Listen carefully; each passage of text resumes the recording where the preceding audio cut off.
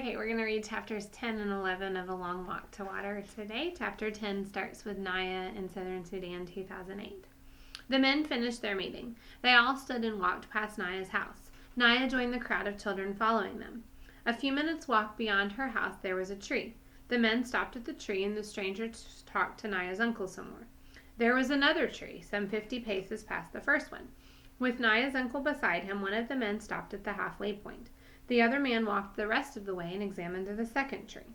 The first man called out to his friend in a language Naya did not understand. The friend answered in the same language, but as he walked back toward the group, he translated for the chief and Naya could hear him. This is the spot, halfway between the two largest trees. We will find water here. Naya shook her head. What were they talking about? She knew that place like the back of her own hand.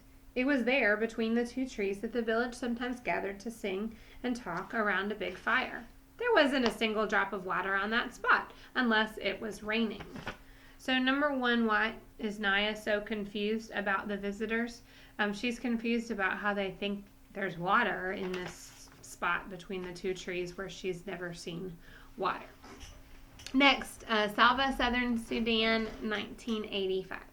Salva reached for his gourd. He knew it to be half full, but suddenly it felt much lighter, as if there was hardly any water left in it. Uncle Juir must have guessed what he was thinking. No, Salva, he murmured. You are too small and not strong enough yet. Without water, you will not survive the rest of the walk. Some of the others, they will be able to manage better than you. Sure enough, there were now 3 women giving water to the men on the ground.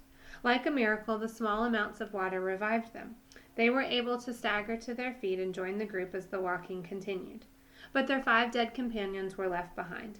There were no tools with which to dig, and besides, burying the dead men would have taken too much time. Salva tried not to look as he walked past the bodies, but his eyes were drawn in their direction. He knew what would happen. Vultures would find the bodies and strip them of their rotting flesh until only the bones remained. He felt sick at the thought of those men first dying in such a horrible way, and then having even their corpses ravaged. If he were older and stronger, would he have given water to those men? Or would he, like most of the group, have kept his water for himself? It was the group's 3rd day in the desert. By sunset they would be out of the desert, and after that it would not be far to the Itang refugee camp in Ethiopia. As they trudged through the heat, Salva finally had a chance to talk to Uncle about a worry that had been growing like a long shadow across his thoughts. Uncle, if I am in Ethiopia, how will my parents ever find me? When will I be able to go back to Lunarik? I've talked to the others here, Uncle said. We believe that the village of Lunarik was attacked and probably burned. Your family? Uncle paused and looked away. When he looked back again, his face was solemn. Salva, few people survived the attack on the village. Anyone still alive would have fled into the bush, and no one knows where they are now. Salva was silent for a moment, and then he said, At least you will be there with me, in Ethiopia. Uncle's voice was gentle. No, Salva. I'm going to take you to the refugee camp, but then I will return to Sudan to fight in the war. Salva stopped walking and clutched at Uncle's arm. But, Uncle, I will have no one. Who will be my family? Uncle gently loosened Salva's grip so he could take the boy's hand in his.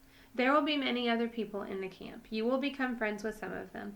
You will make a kind of family there. They, too, will need people they can depend on.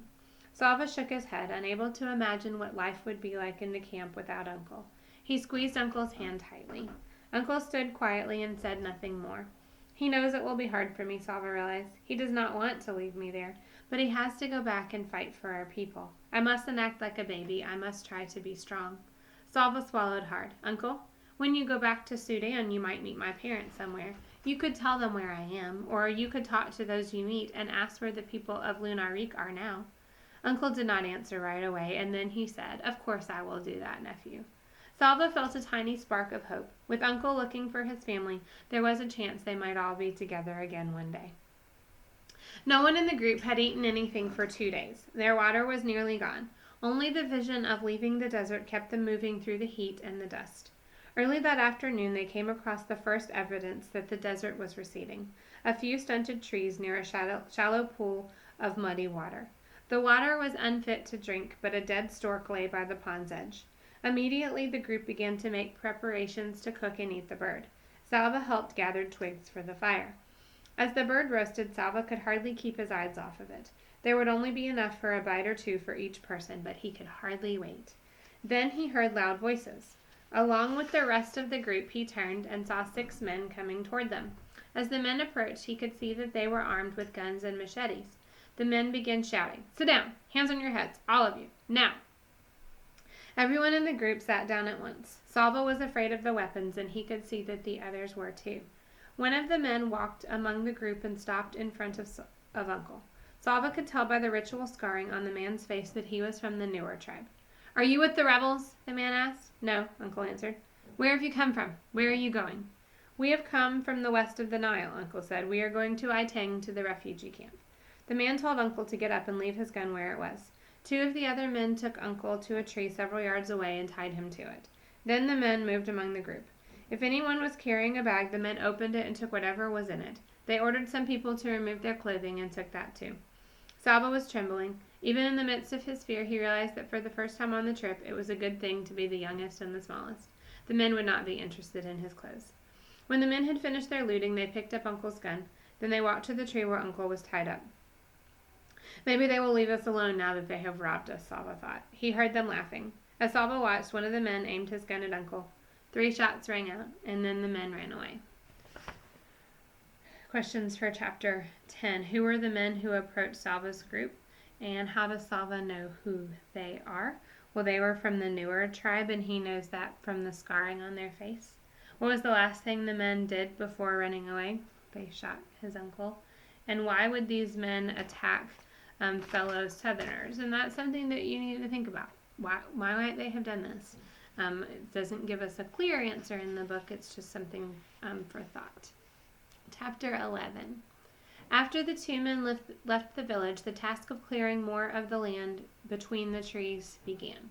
We're back with Naya in Southern Sudan 2008. It was very hard work. The smaller trees and bushes had to be burned or uprooted. The long grass had to be scythed and hoed under. It was dangerous work, too, as poisonous snakes and scorpions hid in the grass. Naya was still making the 2 daily trips to the pond. Each time she returned, she could see that slowly but surely the patch of cleared earth was growing larger. The earth was dry and rock hard. Naya felt puzzled and doubtful. How could there be water in such a place? And when she asked Up that question, he shook his head. She could see the doubt in his eyes, too. Chapter 11, number 1. Based on the information so far, make a prediction about what the visitors to Naya's village might be doing. So I want you to do that on your own. What do you think these men might be doing? Let's keep going. So now, if you're reading along in your book, it says Southern Sudan and Ethiopia, 1985. So apparently they're going to cross across the border in this section. They buried Uncle in a hole about 2 feet deep, a hole that had already been made by some kind of animal. Out of respect for him, the group walked no more that day, but took time to warn the man who had been their leader. Salva was too numb to think, and when thoughts did come to him, they seemed silly. He was annoyed that they would not be able to eat after all. While the men had been looting the group, more birds had arrived and pecked at the roasted stork until it was nothing but bones. The time for grief was short, and the walking began again soon after dark. Despite the numbness in his heart, Salva was amazed to find himself walking more faster and boldly than he had before. Mariel was gone. Uncle was gone too, murdered by those Newer men right before Salva's eyes. Mariel and Uncle were no longer by his side, and they would never be again. But Salva knew that both of them would have wanted him to survive. To finish the trip and reach the Itang refugee camp safely. It was almost as if they had left their strength with him to help him on his journey. He could not think of any other explanation for the way he felt, but there was no doubt. Beneath his terrible sadness, he felt stronger. Now that Salva was without Uncle's care and protection, the group's attitude toward him changed. Once again, they grumbled that he was too young and small, that he might slow them down and start crying again as he had in the desert. No one shared anything with him, neither food nor company. Uncle had always shared the animals and birds he shot with everyone in the group, but it seemed they had all forgotten that, for Salva now had to beg for scraps, which were given him grudgingly. The way they were treating him made Salva feel stronger still. There is no one left to help me. They think I am weak and useless. Salva lifted his head proudly. They are wrong, and I will prove it. Salva had never before seen so many people in one place at the same time. How could there be this many people in the world? More than hundreds, more than thousands, thousands upon thousands. People in lines and masses and clumps. People milling around, standing, sitting, or crouching on the ground. Lying down with their legs curled up because there was not enough room to stretch out. The refugee camp at Itang was filled with people of all ages, men, women, girls, small children, but most of the refugees were boys and young men who had run away from their villages when the war came. They had run because they were in double danger, from the war itself and from the armies on both sides. Young men, and sometimes even boys, were often forced to join the fighting, which was why their families and communities, including Salva's schoolmaster, had sent the boys running into the bush at the first sign of fighting. Children who arrived at the refugee camp without their families were grouped together, so Salva was separated at once from the people he had traveled with. Even though they had not been kind to him, at least he had known them. Now, among strangers once again, he felt uncertain and maybe even afraid. As he walked through the camp with several other boys, Salva glanced at every face he passed. Uncle had said that no one knew where his family was for certain, so wasn't there at least a chance that they might be here in the camp? Salva looked around at the masses of people stretched out as far as he could see. He felt his heart sink a little, but he clenched his hands into fists and made himself a promise. If they are here, I will find them. After so many weeks of walking, Salva found it strange to be staying in one place. During that long, terrible trek, finding a safe place to stop and stay for a while had been desperately important. But now that he was at the camp, he felt restless, almost as if he should begin walking again. The camp was safe from the war. There were no men with guns or machetes, no planes with bombs overhead. On the evening of his very first day, Salva was given a bowl of boiled maize to eat, and another one the next morning. Already things were better here than they had been during the journey. During the afternoon of the second day, Salva picked his way slowly through the crowds. Eventually, he found himself standing near the gate that was the main entrance to the camp, watching the new arrivals enter. It did not seem as if the camp could possibly hold any more. But still they kept coming, long lines of people, some emaciated, some hurt or sick, all exhausted. As Salva scanned the faces, a flash of orange caught his eye. Orange! An orange headscarf! He began pushing and stumbling past people. Someone spoke to him angrily, but he did not stop to excuse himself. He could still see the vivid spot of orange. Yes, it was a headscarf. The woman's back to him, but she was tall, like his mother. He had to catch up. There were too many people in the way. A half sob broke free from Salva's lips. He mustn't lose track of her. So we'll find out next time if this is his mother that he thinks he sees here in the camp. Question number 2. What keeps Salva moving forward even as he grieves Mariel and Uncle's death? And when he realizes that he's on his own now, and if he doesn't keep moving forward, no one's going to do it for him. Number 3, what are 3 observations Salva makes when he arrives at the Itang refugee camp? Sorry, let me turn my page back here. He's never seen so many people. He sees people in lines, masses, and clumps. He sees them milling around. He notices that there are men, women, girls, small children. Just any of those things are fine.